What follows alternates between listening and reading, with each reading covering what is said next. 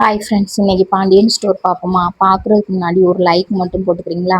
வாங்க வீடியோக்குள்ளே போகலாம். என்ன நடக்குதுன்னு பார்த்தீங்கன்னா, மயிலை வந்து பார்க்க வந்திருந்தாங்கல்ல, அங்கே அவங்க அம்மா பிரச்சனை பண்ணிக்கிட்டே இருந்தாங்க. அதனால ரூம்குள்ளே வச்சு மயில் பேசுகிறாங்க.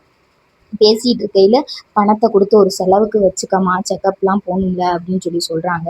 இல்லைட்ட, எனக்கு காசெல்லாம் வேணாம், இனி எனக்கு கையில் வேலை இருக்குது, அதை வச்சு நான் எவ்வளோக்கு எவ்வளோ சம்பாரிச்சுக்கிடுவேனோ அவ்வளோக்கு அவ்வளோ சம்பாரித்து என் பிள்ளைய பார்த்துக்குவேன்.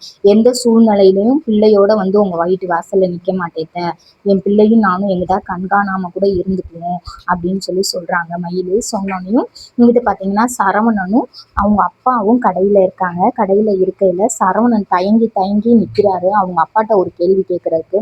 போய் அவங்க அப்பாட்ட கேட்கவும் செய்கிறாரு. அப்பா, அன்னைக்கு அம்மா என்னை அடித்தாங்கல்லப்பா, நீங்கள் வந்து எனக்கு அம்மாவுக்கு பதிலே பேசலையில்லப்பா அப்படின்னு கேட்குறாங்க. ஏன்டா, அதுக்கு நான் என்னடா செய்யணும்? உன்னைய வந்து அடிச்சிருக்கணுமா, இல்லை வஞ்சிருக்கணுமா அப்படின்னு சொல்லி கேட்குறாரு.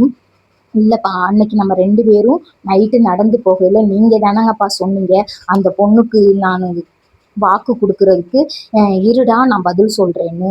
ஆனால் எந்த ஒரு சூழ்நிலையிலையும் நான் மயிலை மட்டும் ஏற்றுக்கவே மாட்டேன்ப்பா. எனக்கு வந்து என் பிள்ளை வேணும்ப்பா, ஆனால் மயிலை நான் ஏற்றுக்க மாட்டேன்ப்பா அப்படின்னு சொல்லி சொல்கிறாரு. சொல்லையில் நம்ம பாண்டியன் மண்டையில் இடியவே தூக்கி போட்ட மாதிரி அவருக்கு ஒரு மாதிரியாக இருக்குது. டே, அப்போ எனக்கு குழந்தை இருக்கிறது தெரியாதுலடா, இப்போ தாண்டா குழந்தை உனக்கு இருக்குன்றது எனக்கு தெரியும் அப்படின்னு சொல்லி அப்பா சொல்கிறாரு. அதுக்கு மகன் சொல்கிறாரு, என்னதான் குழந்தை வந்தாலும் அதை வந்து திரும்ப மாற்ற முடியாதுப்பா, மயில் கூட நான் வாழ்கிற மாதிரி கிடையாதுப்பா அப்படின்னு சொல்லி சொல்கிறாரு. அப்புறம் பார்த்தீங்கன்னா இங்கே கதிரும் அவங்க மாமனாரும் செக்கப் போயிட்டு வராங்க. வரையில் கதிர் சொல்கிறாப்புல, நீங்கள் செக்கப்புக்கு வேணால் தனியாக போய்க்கலாம், ஆப்ரேஷனுக்கு தனியாலாம் போக முடியாது மாமா அப்படின்னு சொல்லி சொல்கிறாங்க.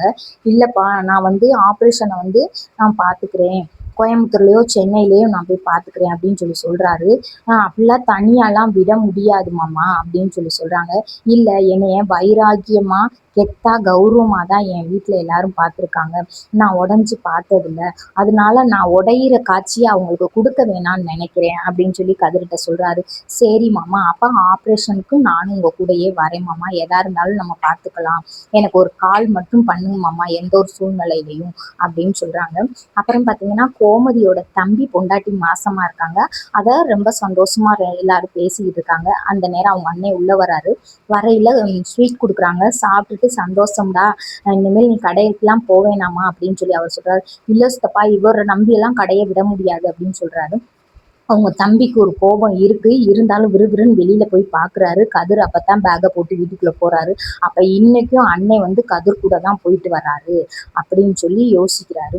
யோசிச்சுட்டு கதிர்கிட்ட வந்து இவர் வந்து சொல்லியிருக்காரு, அவங்க அம்மா வந்து இந்த கடைசி நேரத்தில் எனக்கு கூட இருக்கணும், எங்கள் அம்மா இருந்தால் எனக்கு கொஞ்சம் பக்க பலமாக இருக்கும்னு சொல்லி கதிர்கிட்ட சொல்லியிருக்காரு.